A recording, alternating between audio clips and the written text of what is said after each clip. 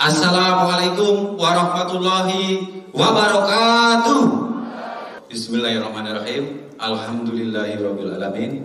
Wa bihi nasta'in wa ala umuri dunya waddin. Wassalatu wassalamu ala asrofil anbiya'i wal mursalin. Amma ba'du. Bapak Ibu sekalian, pertama-tama saya perkenalkan diri. Nama saya Badru Soleh.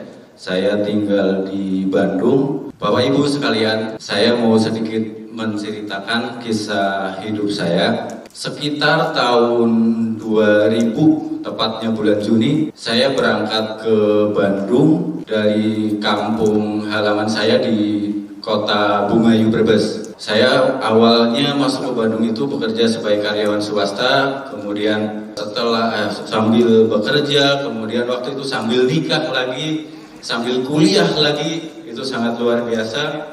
Kemudian setelah bekerja lebih dari 10 tahun, akhirnya saya memutuskan untuk berwira swasta. Saya membangun bisnis saya waktu itu dari kecil. Bahkan ketika saya masih bekerja itu, saya sudah memulai belajar usaha. Karena waktu itu ketika saya berkali-kali mengajukan resign ke owner saya, mereka ngasih tantangan ke saya.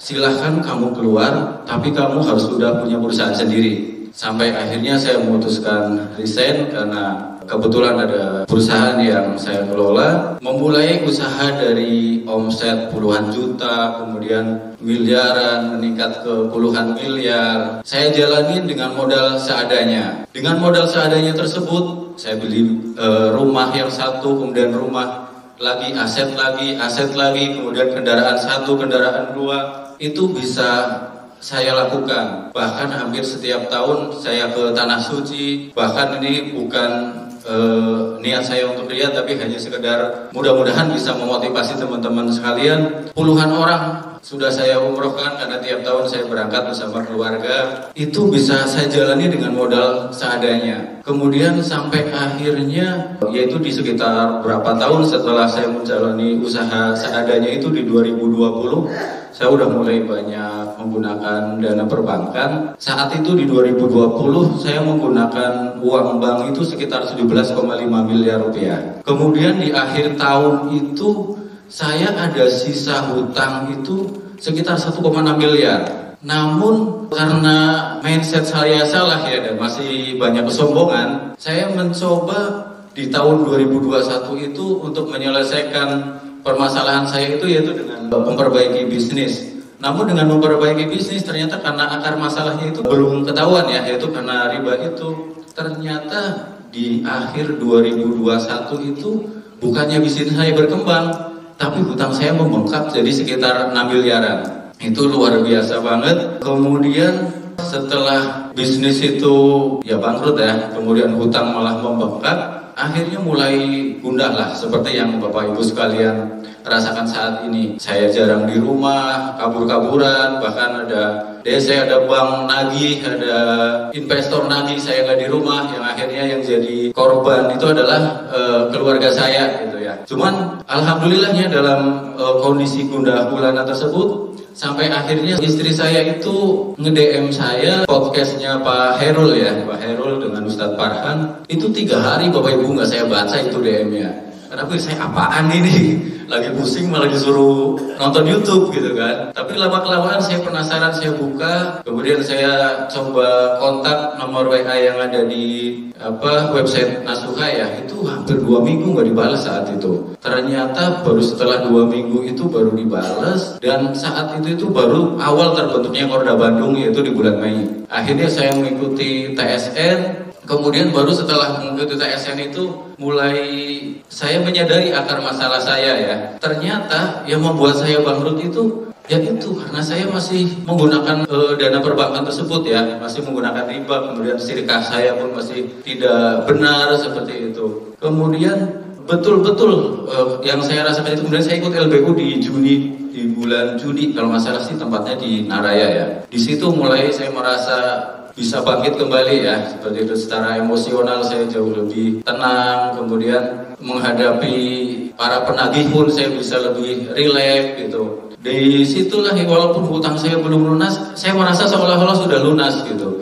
Bahkan ketika saya hadapi dengan tenang, investor yang dulu itu sempat mau mempidanakan saya karena berkali-kali saya ngasih cek itu ternyata tidak bisa dicairkan. Itu ternyata dengan kita yang selalu memperbaiki diri, kemudian memperbaiki hubungan sama keluarga, ketenangan udah kita dapat, itu energi positif kita itu mempengaruhi ke orang-orang yang kita hadapi. Termasuk investor saya, alhamdulillah udah hampir 2 bulan nggak telepon saya ini.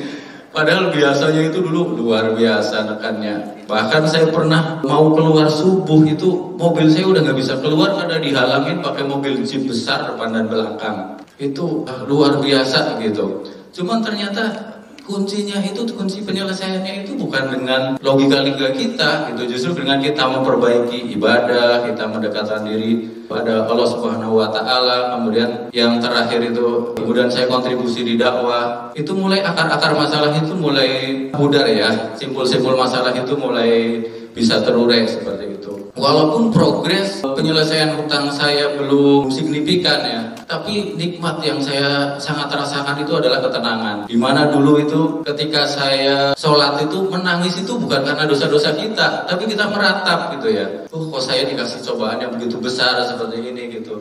Kalau sekarang itu lebih menangisnya itu karena merasa bahwa saya itu banyak dosa. Karena di ajaran nasuha itu kan juga sama Ustadz juga diajarkan bahwa mengapa kita itu saat ini pada kondisi kena musibah, terlilit hutang, itu adalah penggugur dari dosa-dosa kita. Karena penggugur dosa kita itu kan ada 5 ya. Salah satunya itu yaitu musibah, kemudian yang kedua itu istighfar, sholawat, yang keempat amal soleh, yang kelima itu ada dakwah. Ketika kita tidak menjalankan dari poin nomor 2 dan nomor 5, otomatis yang akan terjadi adalah nomor 1, yaitu musibah. Makanya bagi bapak-bapak ibu sekalian yang sekarang dalam kondisi yang sama yang pernah saya rasakan, tetap semangat, dan yang paling penting itu adalah di dakwahnya. Ustadz Khairul, Ustadz Farhan itu selalu menekankan ke saya itu dakwah.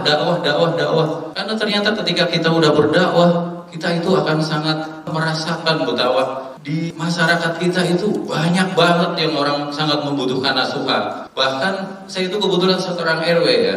Pernah pagi-pagi jam 9 pagi, biasanya ada orang datang ke rumah itu minta tanda tangan. Itu ternyata dia mau konsultasi hutang. Bingung saya juga awalnya, tahu nasuha dari mana, saya bilang gitu. Itu dari status Bu RW katanya gitu. Jadi ibu bapak tidak perlu malu dengan hutang. Karena apa? Jangan-jangan orang yang kita anggap saat ini rumahnya megah, rumahnya mewah itu hutangnya malah lebih besar dari kita. Tidak perlu takut data kita ini disebar. Karena jangan-jangan orang yang menerima sebaran data kita justru pinjolnya lebih banyak, seperti itu Bapak Ibu. Karena apa? Ada sahabat nasuha itu yang datang ke rumah saya. Kemudian dia itu bilang, karena kan saya arahkan untuk menjual aset, kemudian dia akhirnya masang pelang menjual. Kemudian ternyata tetangga depannya itu datang, Pak, rumahnya mau dijual? Iya mau dijual. Sama, saya juga mau dijual. Jadi jangan pesimis dengan kondisi-kondisi yang sekarang. Insya Allah selama kita mengikuti arahan-arahan yang dilakukan, yang diarahkan oleh mentor-mentor kita, oleh Ustadz, semua masalah yang kita alami akan bisa terlewati. Mungkin itu sementara yang bisa saya sampaikan. Wabillahi taufiq wal hidayah. Wassalamualaikum warahmatullahi wabarakatuh.